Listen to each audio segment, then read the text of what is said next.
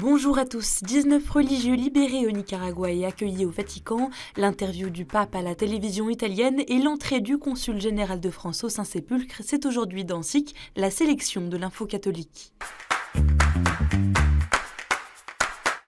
Deux évêques, dont Monseigneur Rolando Alvarez, 15 prêtres et 2 séminaristes, ont été libérés des prisons du Nicaragua et envoyés au Vatican, conformément à des accords entre le Nicaragua et le Saint-Siège visant à promouvoir la compréhension et à améliorer la communication. Dans ce contexte de forte répression de l'Église par le gouvernement de Daniel Ortega, Monseigneur Rolando Alvarez, évêque de Matagalpa, avait été condamné à 26 ans de prison en février dernier pour ses prises de position contre le régime. L'évêque de Ciuna, Monseigneur Isodoro Mora, en prison lui depuis le 20 décembre, figure parmi les religieux expulsés. Tous les religieux sont arrivés à Rome dans la nuit de lundi, excepté l'un d'entre eux resté au Venezuela.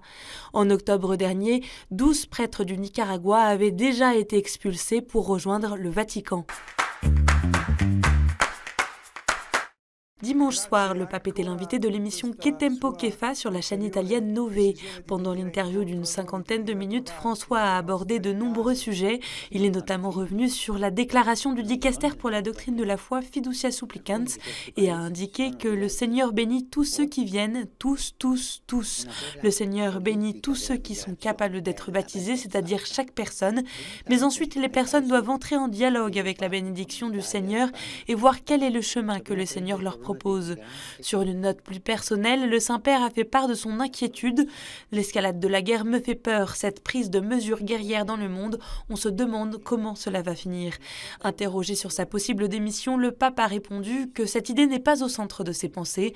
De nouveaux voyages apostoliques sont annoncés pour 2024, la Polynésie en août et l'Argentine en fin d'année.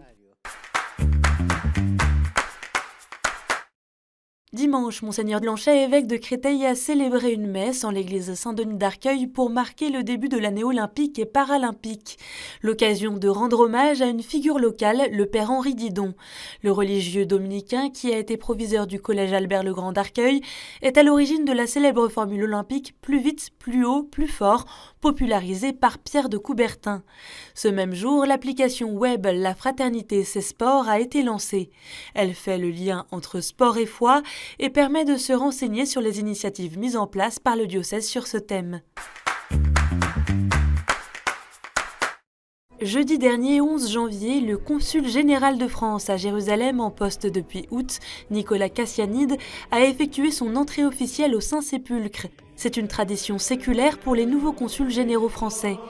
Le consul général a rencontré des représentants des 3 églises gardiennes de la basilique, l'église grecque orthodoxe, arménienne et la custodie de Terre Sainte. Le représentant de la France est ensuite rendu dans la basilique Sainte-Anne, domaine national de l'Hexagone à Jérusalem. Durant son allocution, Nicolas Cassianide a réaffirmé la solidarité de la France aux communautés chrétiennes sous protection française. En Belgique, les ministres des cultes devront désormais avoir un casier judiciaire vierge pour être payés. Le projet de loi a été adopté vendredi dernier par le Conseil des ministres puisque, contrairement à la France, le clergé belge est toujours rémunéré par l'État. Selon le ministère de la Justice, il est inacceptable que ces personnes soient payées par la justice alors que plus de 600 affaires ont été lancées depuis 2010 sur des faits qui se sont souvent produits il y a plusieurs décennies. L'Église s'est déjà engagée à retirer les prêtres coupables d'abus des listes de paix transmises au service public fédéral justice. 4 clercs sont déjà concernés. L'évêque de la Réunion, Monseigneur Pascal Chenteng, met en garde contre les agissements d'un faux prêtre dans son diocèse. Denis Kabiseba se présente comme prêtre, mais est inconnu dans le diocèse, alerte-t-il dans un communiqué. Il n'a reçu aucune autorisation pour célébrer des messes en public ou en privé, ou célébrer toute autre activité pastorale. Monseigneur Chenteng demande aux prêtres de ne pas l'accueillir dans les églises, chapelles ou autres établissements du diocèse, et aux fidèles de rester vigilants.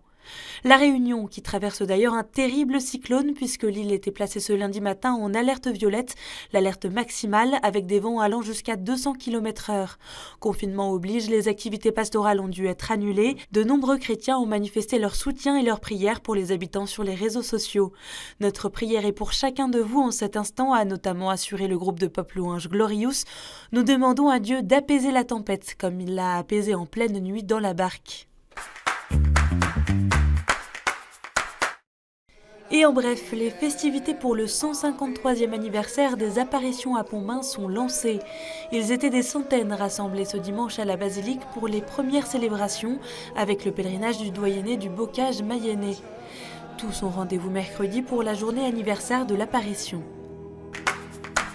La semaine dernière, la relique du crâne de saint Thomas d'Aquin, dont l'église fête le jubilé cette année, était en visite dans le diocèse de Versailles.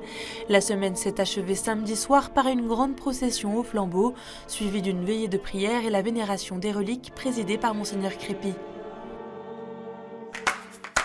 C'était une grande figure de la charité et de la solidarité à Paris. La phase diocésaine du procès en béatification de Jean Merlin est désormais close. La cérémonie a eu lieu ce dimanche à Notre-Dame de Clignancourt, la paroisse qu'il fréquentait dans le 18e arrondissement, 30 ans jour pour jour après sa mort. Célibataire et diacre permanent pour le diocèse de Paris, il a notamment créé l'association Solidarité de Clignancourt.